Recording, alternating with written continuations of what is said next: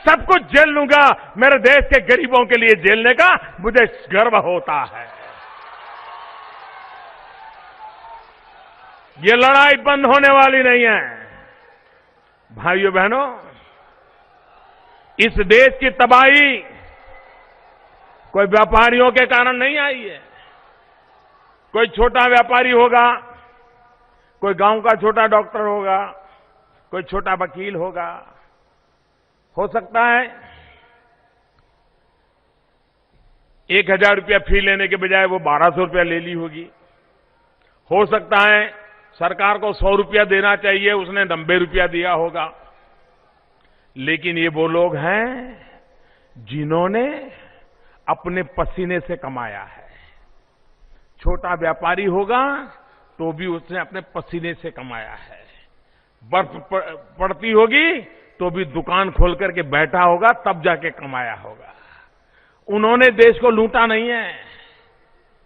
देना चाहिए उतना शायद नहीं दिया होगा, लेकिन देश को उन लोगों ने लूटा है जिन्होंने पद पर बैठ करके पद का दुरुपयोग किया है। चाहे वो बाबू लोग हो, चाहे नेता लोग हो, चाहे थानेदार हो।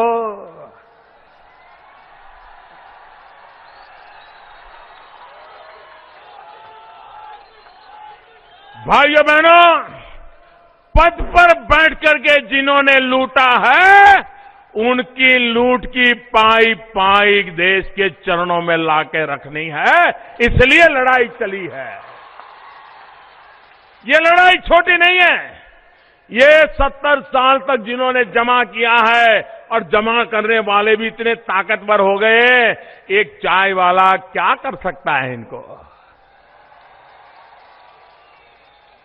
बड़े ताकतवर लोग हैं, लेकिन भाइयों बहनों, 125 करोड़ देशवासियों के आशीर्वाद है, और इसलिए चाय वाला भी ये बड़े बड़े चमरबंदी लोगों के खिलाफ मैदान में उतर करके आया है।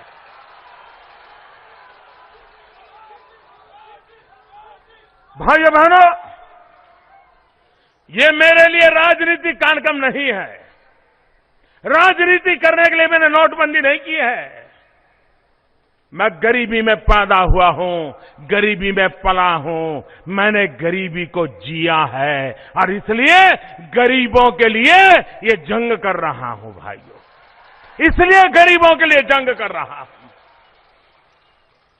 मुझे आपके आशीर्वाद चाहिए, पूरी ताकत से मुझे आपके आशीर्वाद चाहिए। भाइयों बहनों, इस देश को भ्रष्टाचार और काले धन से मुक्त कराने की लड़ाई में देश को सफल होना है, और इस बीमारी से मुक्त होना है। भाइयों बहनों, विकास की नई ऊंचाइयों पर देश को ले जाना है। मेरी माताएं बहनें यहां बैठी हैं।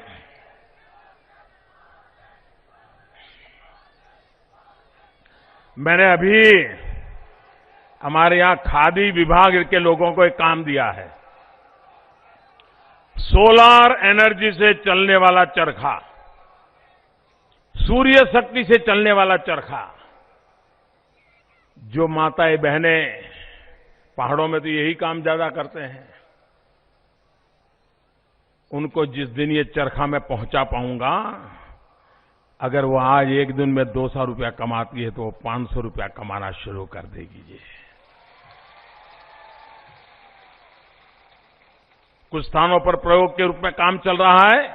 जैसे ही उसका परफेक्ट व्यवस्था हो जाएगी, उत्तराखंड के पहाड़ों में रहने वाली माताओं बहनों को उसका लाभ मिलने वाला है। भाइयों बहनों, आप मुझे बताइए, हर मां बाप को, हर बहन को अपने घर में गैस का चूल्हा हो, ये उसकी जरूरत है कि नहीं है? गैस का चूल्हा मिलना चाहिए नहीं मिलना चाहिए? गैस का सिलेंडर मिलना चाहिए नहीं मिलना चाहिए? पहले मिलता था क्या? एमपी को, पार्लियामेंट के मेंबर को 25 कूपन मिलती थी, और उसको कहते थे कि आपके इलाके के 25 लोगों को आप गैस का कनेक्शन दिलवा सकते हो, मुफ्त में नहीं, दिलवा सकते हो।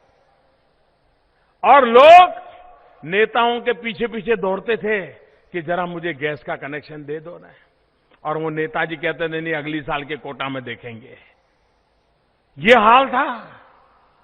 भाइयों बहनों, मैंने आकर के निर्णय किया कि मेरे देश के 5 करोड़ परिवार जो गरीबी की रेखा के नीचे जीते हैं, जंगलों से लकड़ी काट कर करके लाते हैं, लकड़ी का चूल्हा जला करके खाना पकाते हैं, और एक मां जब लकड़ी का चूल्हा जला करके खाना पकाती है, एक दिन में उसके शरीर में 400 सिगारेट का धुआं उसके शरीर में जाता है। 400 सिगारेट का। आप मुझे बताइए, इन माताओं के शरीर में अगर रोजाना 400 सिगरेट का धुआं जाएगा तो उस मां की तबीयत का हाल क्या होगा? उसके घर में जो बच्चे पैदा होंगे उनकी तबीयत का क्या होगा? जो नन्हे नन्हे बच्चे घर में खेलते हैं, चूल्हा जलता है, धुआं निकलता है, उन बच्चों की तबीयत का क्या होता होगा? कहिए मुझे भाइयों बहनों, इन माताओं को, बहनों को इस कष्ट से मुक्ति मिलनी चाहिए कि नहीं मिलनी चाहिए? पूरी ताकत से बताइए, मिलनी चाहिए कि नहीं मिलनी चाहिए? गरीब माताओं को मदद मिलनी चाहिए कि नहीं मिलनी चाहिए? क्या इसमें भी राजनीति होनी चाहिए क्या? भाइयों बहनों, आपने मुझे प्रधानमंत्री बनाया और मैंने कहा था मेरी सरकार गरीबों को समर्पित है, गरीबों को, और इसलिए हमने निर्णय किया है 5 करोड़ गरीब परिवार जिनके पास आज गैस का चूल्हा नहीं है, गैस का कनेक्शन नहीं है, 3 साल के भीतर भीतर उनको गैस का चूल्हा, गैस का कनेक्शन दे दिया जाएगा। और मुझे खुशी है, अब तक ये बातें नहीं, वादे नहीं, ये 4-5 महीने से काम शुरू किया है। अब तक 1 करोड़ 80 लाख घरों में चूल्हा पहुंच गया, गैस का कनेक्शन आ गया और लकड़ी का चूल्हा बंद भी हो गया। भाइयों बहनों, जंगलों को बचाना है, पर्यावरण को बचाना है तो उत्तराखंड के हर घर में गैस का चूल्हा पहुंचना चाहिए। ये काम हम करके दिखाएंगे, ये मैं आपको वादा करता हूं। भाइयों बहनों, ये उत्तराखंड हरदा टैक्स, मैं तो हैरान हूं, न दिल्ली सरकार का ऐसा कोई टैक्स है, न हिंदुस्तान में कोई सरकार का ऐसा टैक्स है, लेकिन उत्तराखंड एक ऐसा है कि जहां हरदा टैक्स लग रहा है। अरे मां गंगा की धरती है, ये ऋषि मुनियों की धरती है, कुछ तो शर्म करो, कुछ तो शर्म करो। भाइयों बहनों, एक लूट चली है, लूट, इससे उत्तराखंड को बचाना है और इसलिए मैं आपसे आग्रह करने आया हूं, ऐसा बहुमत दीजिए, ऐसा बहुमत दीजिए ताकि कांग्रेस को पता चले और किसी भी राजनेता को भविष्य में ये गलत काम करने की हिम्मत न हो। आप बिल्कुल साफ कर दीजिए कांग्रेस को, इसके बाद साफ कर दीजिए इनको, तब जाकर के भाइयों बहनों, और मैं आपको वादा करता हूं उत्तराखंड को 5 साल के भीतर भीतर नई ऊंचाइयों पर ले जाऊंगा। भाइयों बहनों, हमारे परिवार में हम इस बात को बराबर समझते हैं कि घर में जब बालक 16 साल का होता है तब तक तो माँ बाप कहते हैं अच्छा ठीक है, चलो खेलो, मौज करो, दौड़ो कूदो, ये करो वो करो। लेकिन जब 16 साल का हो जाता है ना, बेटा हो या बेटी, माँ और बाप बारीकाई से उसको देखते रहते हैं, क्या पढ़ रहा है, कहाँ जा रहा है, किससे मिल रहा है, किससे बात कर रहा है, जल्दी आया कि नहीं आया, ठीक से खाता है कि नहीं खाता है, उसका शरीर अब 16 साल का हुआ, जैसा बनना चाहिए वैसा बन रहा है कि नहीं बन रहा है, हर चीज मां बाप देखते हैं कि नहीं देखते हैं? देखते हैं कि नहीं देखते हैं? बेटा या बेटी 16 साल के हो जाते हैं तो आपका विशेष ध्यान जाता है कि नहीं जाता है? जाता है ना। खास परवरिश करनी पड़ती है कि नहीं करनी पड़ती?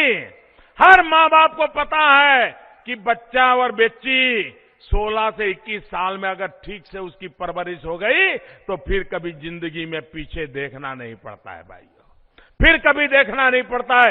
ये मेरा उत्तराखंड भी अब 16 साल का हो गया है, मेरा उत्तराखंड भी 16 साल का हो गया है।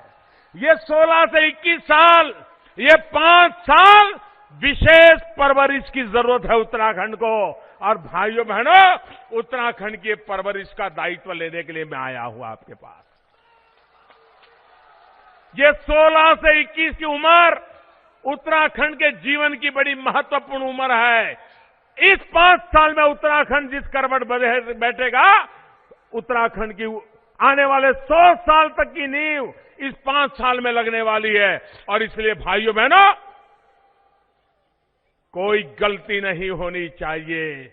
अच्छे से अच्छी परवरिश हो, हमारा उत्तराखंड ऐसी नई ताकत को प्राप्त करे कि 100 साल तक कभी किसी को उत्तराखंड की मदद करने की जरूरत न पड़ जाए, ऐसा उत्तराखंड ताकतवर बनाना है। इसलिए आप भारतीय जनता पार्टी को वोट दीजिए। 15 तारीख को भारी मतदान कीजिए, पुराने सारे रिकॉर्ड तोड़ दीजिए। हर पोलिंग बूथ वाला तय करे कि पिछली बार अगर पोलिंग बूथ में 600 वोट पड़े थे तो इस बार 700 वोट से कम नहीं होंगे। पिछली बार 700 वोट पड़े थे तो इस बार 800 वोट से कम नहीं पड़ेंगे। इस प्रकार से आप करें। और ये तो पहाड़ है, ठंड होती है, उसके बाद भी मैं कहूंगा पहले मतदान फिर जलपान, पहले मतदान फिर जलपान। 15 तारीख को कमल के निशान पर बटन दबा करके उत्तराखंड का भाग्य बदलने का फैसला कीजिए। मेरे साथ पूरी ताकत से बोलिए, भारत माता की, भारत माता की, भारत माता की, भारत माता की। बहुत बहुत धन्यवाद।